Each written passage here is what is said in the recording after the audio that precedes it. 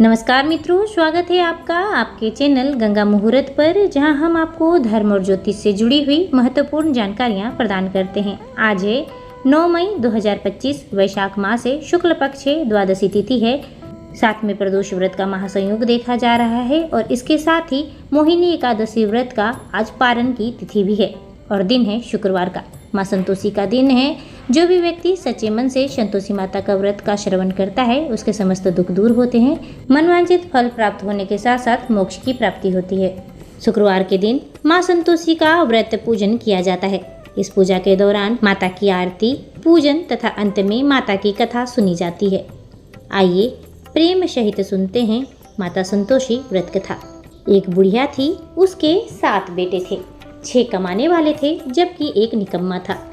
बुढ़िया 6 बेटों की रसोई बनाती, भोजन कराती, उनमें से जो भी जूठन बचता वो 7वें बेटे को दे देती। एक दिन वह पत्नी से बोला, देखो मेरी माँ मुझ पर कितना प्रेम बरसाती है। वह बोली, क्यों नहीं, सबका जूठा तो तुम्हें ही खिलाती है। वह बोला, ऐसा नहीं हो सकता, मैं जब तक अपनी आंखों से ना देख लूँगा मानूंगा नहीं। बहू हंस कर बोली, तो देख लेना, तब तो मानोगे। कुछ दिन बाद त्यौहार आया। घर में 7 प्रकार के भोजन, चूरमे के लड्डू बने। वह जांचने के लिए सिर दुखने का बहाना कर पतला वस्त्र सिर पर ओढ़े रसोई घर में ही सो गया। वह कपड़े से सब देखता रहा। 6 भाई भोजन करने आए। उसने देखा माँ ने उनके लिए सुंदर सा आसन बिछाया, नाना प्रकार की रसोई परोसी, आग्रह करके उन्हें भोजन कराया। वह देखता रहा। 6 भोजन करके उठे तब माँ ने उनकी जूठी थालियों में से लड्डुओं के टुकड़े उठाकर एक लड्डू बनाया। जूठन साफ कर बुढ़िया माँ ने उसे पुकारा, बेटा 6 भाई ने भोजन कर लिया, अब तू भी बाकी है, तू भी आके खाना खा ले। वह कहने लगा, माँ मुझे भोजन नहीं करना, मैं अब परदेश जा रहा हूँ। माँ ने कहा, कल जाता है सो आज ही चला जा। वह बोला, हाँ माँ आज ही जाऊँगा। यह कहकर वह घर से निकल गया। जब वह परदेश जाने लगा उसे अपनी पत्नी की याद आई, जो गौशाला में कंडे यानी कि उपले थाप रही थी। वह जाकर बोला, हम जावे परदेश, आवेंगे कुछ काल, तुम रहियो संतोष से धर्म अपना पाल। वह बोली, जाओ पिया आनंद से, हमारो सोच हटाए, राम भरोसे हम रहे, ईश्वर तुम्हें सहाय। 2 निशानी आपन देख धरु में धीर, सुधीमती हमारी बिसरो, राखियो मन गंभीर। वह बोला, मेरे पास तो कुछ नहीं, यह अंगूठी है सो ले लो, मैं अपनी कुछ निशानी मुझे दे दो। वह बोली, मेरे पास क्या है, यह गोबर भरा हाथ है। यह कहकर उसकी पीठ पर गोबर के हाथ की थाप मार दी। वह चल दिया। चलते चलते दूर देश पहुंचा। वहाँ एक साहूकार की दुकान थी। वहाँ जाकर कहने लगा, भाई मुझे नौकरी पर रख लो। साहूकार को जरूरत थी सो बोला, रह जा। लड़के ने पूछा, तनख्वाह क्या दोगे? साहूकार ने कहा, काम देख कर दाम मिलेंगे। साहूकार की नौकरी मिली। वह सुबह 7 बजे से 10 बजे तक नौकरी बजाने लगा। कुछ दिनों में दुकान का सारा लेन देन, हिसाब किताब, ग्राहकों को माल बेचना, सारा काम करने लगा। साहूकार के 7-8 नौकर थे, वे सभी उससे जलने लगे। सेठ ने भी काम देखा और 3 महीने में उसे आधे मुनाफे का हिस्सेदार बना लिया। वह कुछ वर्ष में ही नामी सेठ बन गया और मालिक का सारा कारोबार उस पर छोड़कर चला गया। इधर उसकी पत्नी को सास ससुर दुख देने लगे। सारी गृहस्थी का काम कराकर उसे लकड़ी लेने जंगल भेजते। इसी बीच घर के आटे से जो भूसी निकलती उसकी रोटी बनाकर रख दी जाती और फूटे नारियल की नारेली में पानी। एक दिन वह लकड़ी लेने जा रही थी। रास्ते में बहुत सी स्त्रियां संतोषी माता का व्रत करती दिखाई दी। वह वहां खड़ी होकर कथा सुनने लगी और पूछा, बहनों तुम किस देवता का व्रत करती हो? उसके करने से क्या फल मिलता है? यदि तुम इस व्रत का विधान मुझे समझा कर कहोगे तो तुम्हारा बहुत ही एहसान मानूंगी। तब उनमें से एक स्त्री बोली, सुनो, यह संतोषी माता का व्रत है। इसके करने से निर्धनता, दरिद्रता का नाश होता है और जो कुछ मन में है कामना हो संतोषी माता की कृपा से पूरी होती है। तब उसने उससे व्रत की विधि पूछी। वह स्त्री बोली, 1.25 आने का गुड़ चना लेना, इच्छा हो तो 5.25 आने का ले लेना, 1.25 रुपया का सहूलियत के अनुसार लाना, बिना परेशानी व श्रद्धा व प्रेम से जितना बन पाए सवाए लेना, प्रत्येक शुक्रवार को निराहार रहकर कथा सुनना, इसके बीच क्रम टूटे नहीं, लगातार नियम पालन करना, सुनने वाला कोई ना मिले तो घी का दीपक जलाकर उसके आगे या जल के पात्र के सामने रखकर कथा कहना। जब कार्य सिद्ध न हो तो नियम का पालन करना और जब कार्य सिद्ध हो जाए तो व्रत का उद्यापन करना। यदि किसी ग्रह के खोटे भी हो तो माता वर्ष भर में कार्य सिद्ध करती है। फल सिद्ध होने के बाद उद्यापन करना चाहिए, बीच में उद्यापन नहीं करना चाहिए। उद्यापन में 2.5 सेर आटे का खाजा तथा इसी परिणाम से खीर और चने का साग करना चाहिए। 8 लड़कों को भोजन कराना चाहिए। जहाँ तक मिले देवर, जेठ, भाई बंधु के ना हो तो रिश्तेदार और पड़ोसियों से बुलाना, उन्हें भोजन कराना, यथाशक्ति दक्षिणा देना और माता के पूरे नियम को पूरा करना। एक बात का ध्यान अवश्य रखना, इस दिन खटाई नहीं खाना। यह सुन बुढ़िया के लड़के की बहू भी चल दी। रास्ते में लकड़ी की बोझ को बेच दिया और उन पैसों से गुड़ चना ले माता के व्रत की तैयारी करके आगे चली और सामने मंदिर देखकर पूछने लगी, यह मंदिर किसका है? सब कहने लगे, संतोषी माता का मंदिर है।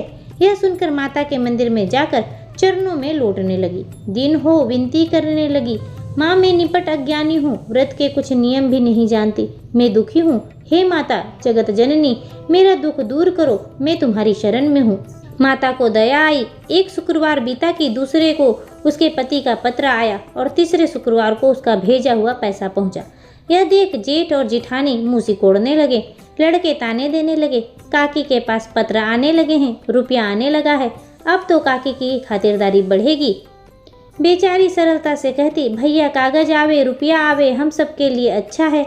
ऐसा कहकर आंखों में आंसू भरकर संतोषी माता के मंदिर में मातेश्वरी के चरणों में गिरकर रोने लगी। माँ मैंने तुमसे पैसा कब मांगा है?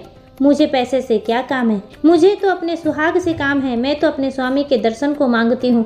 तब माता ने प्रसन्न होकर कहा, जा बेटा तेरा स्वामी आएगा। यह सुनकर खुशी से बावली होकर घर में जाकर काम करने लगी। अब संतोषी माँ विचार करने लगी, इस भोली भाली पुत्री से तो मैंने कह दिया कि तेरा पति आएगा, लेकिन कैसे? वह तो इसे याद भी नहीं करता। उसे याद दिलाने को मुझे ही जाना पड़ेगा। इस तरह माता जी उस बुढ़िया के बेटे के पास जाकर स्वप्न में प्रकट हो कहने लगी, साहूकार के बेटे सो रहा है या जागता है? वह कहने लगा, माता सोता भी नहीं जागता भी नहीं हूँ, कहो क्या आज्ञा है? माँ कहने लगी, तेरे घर बार कुछ है कि नहीं? वह बोला, मेरे पास तो सब कुछ है, माँ बाप है, बहू है, क्या कमी है? माँ बोली, भोले पुत्र तेरी बहू घोर कष्ट उठा रही है, तेरे माँ बाप उसे परेशानी दे रहे हैं, वह तेरे लिए तरस रही है, तू उसकी सूध ले ले। वह बोला, हाँ माता जी यह तो मालूम है, परंतु जाऊँ तो कैसे? परदेश की बात है, लेन देन का कोई हिसाब नहीं, कोई जाने का रास्ता नहीं आता, कैसे चला जाऊँ? माँ कहने लगी, मेरी बात मान, सवेरे नहा धोकर संतोषी माता का नाम लेकर घी का दीपक जला, डांडवत कर दुकान पर जा बैठ। देखते देखते सारा लेन देन चुक जाएगा, जमा का माल बिक जाएगा, सांझ होते होते धन का भारी ढेर लग जाएगा। सुबह जब वह जागा तो उसने अपने सपने की बात सभी आसपास पड़ोसियों को बताई। सभी हंसने लगे, कहने लगे कि भाई सपने की बात है, झूठ भी हो सकती है। पर उसमें एक बूढ़ा व्यक्ति था जो उसे समझाने लगा कि नहीं, अगर तुम ऐसा करते हो तो उसमें तुम्हारा क्या जाता है। अब बूढ़े की बात मानकर वह नहा धोकर संतोषी माता को डांडवत कर घी का दीपक जलाकर दुकान पर जाकर बैठा। थोड़ी देर में देने वाले रुपया लाने लगे, लेने वाले हिसाब लेने लगे। कोठे में भरे सामान के खरीदार नगद दाम पे सौदा करने लगे। शाम तक धन का भारी ढेर लग गया। मन में माता का नाम ले, चमत्कार देख प्रसन्न हो घर जाने के वास्ते गहना कपड़ा सामान खरीदने लगा। यह काम से निपट तुरंत घर को रवाना हुआ। उधर उसकी पत्नी जंगल में लकड़ी लेने जाती, लौटते वक्त माता जी के मंदिर में विश्राम करती। वह तो उसके प्रतिदिन रुकने का जो स्थान ठहरा। धूल उड़ती देख वह माता से पूछती, हे माता यह धूल कैसे उड़ रही है? माता कहती, हे पुत्री तेरा पति आ रहा है, अब तू ऐसा कर लकड़ियों के 3 बोझ बना ले, एक नदी के किनारे रखना, दूसरे मेरे मंदिर पे और तीसरा अपने सिर पर। तेरे पति को लकड़ियों का गट्ठर देख मुंह पैदा होगा, वह यहाँ रुकेगा, नाश्ता पानी खाकर माँ से मिलने जाएगा। तब तू लकड़ियों का बोझ उठाकर जाना और चौक में गट्ठर डालकर जोर से आवाज लगाना, लो सासू जी लकड़ियों का गट्ठर लो, भूसी की रोटी दो, नारियल के खेपड़े में पानी दो, आज मेहमान कौन आया है। माता जी से बहुत अच्छा कहकर वह प्रसन्न मन से लकड़ियों के 3 गट्ठर बनाई, एक नदी के किनारे पर, एक मंदिर के पास रखा। इतने में मुसाफिर आ पहुंचा। सूखी लकड़ी देख उसकी इच्छा उत्पन्न हुई, अब हम यहीं पर विश्राम करें, भोजन बनाकर खा पीकर गांव जाएंगे। इसी तरह वह रुककर भोजन बना विश्राम करके गांव को गया। सबसे प्रेम से मिला। उसी समय सिर पर लकड़ी का गट्ठर लिए वह उतावली सी आती है, लकड़ियों का भारी बोझ आंगन में डालकर जोर से 3 बार आवाज देती है, लो सासू जी लकड़ियों का गट्ठर लो, भूसी की रोटी दो, आज मेहमान कौन आया है। यह सुनकर उसकी सास बाहर आकर अपने दिए हुए कष्टों को भुलाने हेतु कहती है, बहू ऐसा क्यों कहती है, तेरा मालिक ही तो आया है, आप बैठ, मीठा भात खा, भोजन कर, कपड़े गहने पहन। उसकी आवाज़ सुन उसका पति बाहर आता है, अंगूठी देख व्याकुल हो जाता है। माँ से पूछता है, माँ यह कौन है? माँ बोली, बेटा यह तेरी बहू है, जब से तू गया है तब से सारे गांव में भटकती फिरती है, घर का कुछ काम काज नहीं करती, 4 पहर आकर खा जाती है। वह बोला, ठीक है माँ, मैंने इसे भी देखा है और तुम्हें भी, अब दूसरे घर की ताली दो, उसमें रहूँगा। माँ बोली, ठीक है, जैसे तेरी मर्जी। तब वह दूसरे मकान की तीसरे मंजिल का कमरा खोलकर सारा सामान जमाया। एक दिन में राजा के महल जैसा ठाट बाट बन गया। अब क्या था, बहू सुख भोगने लगी। इतने में शुक्रवार आया। उसने अपने पति से कहा, मुझे संतोषी माता के व्रत का उद्यापन करना है। पति बोला, खुशी से कर लो। वह उद्यापन की तैयारी करने लगी। जिठानी के लड़कों को भोजन करने के लिए कहने गई। उन्होंने मंजूर किया, परंतु पीछे से जिठानी ने अपने बच्चों को सिखाया, देखो भोजन के समय खटाई मांगना, जिससे उसका उद्यापन पूरा न हो सके। लड़के जीमने आए, खीर खाना पेट भर खाया, परंतु बाद में खाते ही कहने लगे, हमें खटाई दो, खीर खाना हमको भाता नहीं, देखकर अरुचि होती है। वह कहने लगी, भाई खटाई किसी को नहीं दी जाएगी, यह तो संतोषी माता का प्रसाद है। लड़के उठ खड़े हुए, बोले, पैसा लाओ। भोली बहू कुछ जानती नहीं थी, उन्हें पैसे दे दिए। लड़के उसी समय हट करके इमली खटाई ले खाने लगे। यह देखकर बहू पर माताजी ने कोप किया। राजा के दूत उसके पति को पकड़ कर ले गए। जेठ जेठानी मन माने वचन कहने लगे, लूट लूट कर धन इकट्ठा कर लाया है, अब सब मालूम पड़ जाएगा जब जेल की मार खाएगा। बहू से यह सब सहन नहीं हुआ। रोती बिलखती वह माताजी के मंदिर पहुंच गई। कहने लगी, हे माता, तुमने क्या किया? हंसाकर अब भक्तों को रुलाने लगी। माता बोली, बेटी तूने उद्यापन करके मेरा व्रत भंग किया है। वह कहने लगी, माता मैंने कुछ अपराध किया है, मैंने तो भूले से लड़कों को पैसे दिए थे, मुझे क्षमा करो, मैं फिर तुम्हारा उद्यापन करूंगी। माँ बोली, अब भूल मत करना। वह कहती है, अब वो भूल नहीं होगी माँ, अब बतलाओ वे कैसे आवेंगे। माँ बोली, जा पुत्री, तेरा पति तुझे रास्ते में आता मिलेगा। वह निकली, राह में पति आता मिला। वह पूछी, कहाँ गए थे?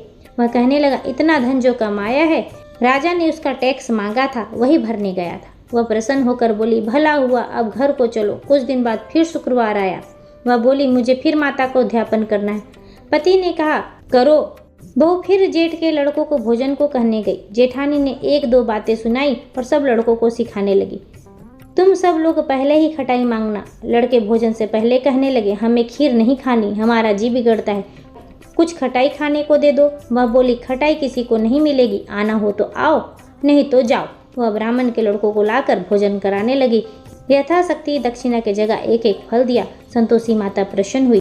माता की कृपा होते ही 9वें मास में उसको एक चंद्रमा के समान पुत्र उत्पन्न हुआ। पुत्र को पाकर प्रतिदिन माताजी के मंदिर को जाने लगी।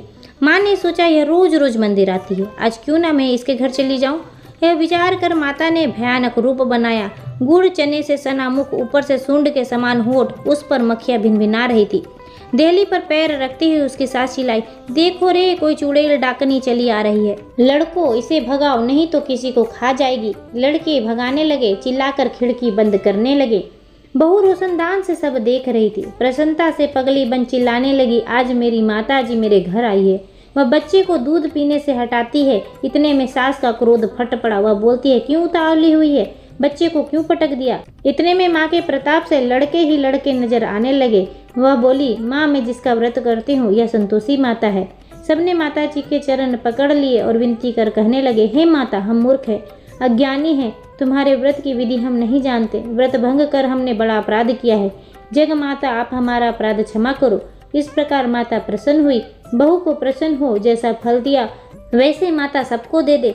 जो इस व्रत कथा को पढ़े या फिर सुने उसका मनोरथ पूर्ण हो। बोलो प्रेम सहित जय माँ संतोषी।